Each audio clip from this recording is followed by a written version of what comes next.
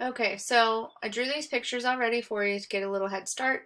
It says R be the region bounded by the graphs of y equals x squared and y equals 2 minus x squared. So I have those two graphs drawn. I would expect you to know how to draw those graphs without a graphing calculator because x squared is just a parent function. And then 2 minus x squared would be the regular parabola flipped upside down. That's the negative, and then shifted up 2 units. So there's what my figure looks like. R is the region bounded by those graphs, so that would be the part in between here. And it says, find the volume of the solid that has R as its base if every cross section perpendicular to the x-axis is a rectangle of height 3. So I need perpendicular to the x-axis, and they're asking us to make a rectangle. What is this? Go away. Okay, so the weird thing with this problem is that they're telling us that this is going to be a rectangle like coming out of the screen, right? Oh my, that's supposed to be a 3D rectangle. That's great. Rectangle coming out of the screen, but it says the height of the rectangle is going to be 3. So we haven't really seen a problem like that before, but we're just going to kind of adjust it down here when we do our little area formula. So how do you find the area of a normal rectangle? You do base times height. Okay. Well, the height of the rectangle is 3, so that's kind of an easy thing for us. But the base is not as simple. So the base is the distance from this red curve to this purple curve. And what we can do is we can use what we learned in 7.1 about area between curves. And we can just say, well, the distance between these would just be the upper curve minus the lower curve.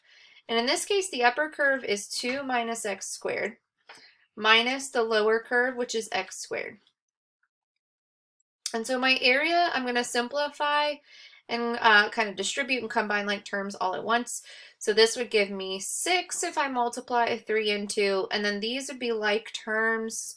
So it'd be 6 minus 6x squared. Do I have that right? Negative 2x squared times 3. Yeah, that would be right. So this would define the area of each one of our rectangles. So let's set up our integral. So our integral is going to go from, well, where's it going to go from? I don't know. I'll have to come back to that. But I know that the area of each is 6 minus 6x squared, and it is perpendicular to the x-axis, so dx. All right, issue number 2 is that we don't know where this edge of the region starts, so we don't know this value. And we don't know where it stops, which I'm just realizing I drew this really not very symmetric at all, but you know, whatever. So how do I find those intersection points? Well, this is also something that we learned in 7.1. If you want to find the intersection between two curves, I'll write a little note here for you. What you can do is set those two equations equal to one another and solve for x. So this would be 2x squared, if I add over the x, divide by 2, and square root, so you would get plus or minus 1. So this would be hitting at -1, and this would be hitting at +1. So that's going to tell me where my integral needs to go. So -1 to +1. And then I'm going to do the antiderivative. So antiderivative of 6 would be 6x. And then for 6x squared, it would be 6x cubed divided by 3, and evaluate from -1 to 1. So this would be plugging in 1. So plug in 1 first. I'm going to simplify this to 2. 6 divided by 3 is 2. And then, so that would be plugging in 1.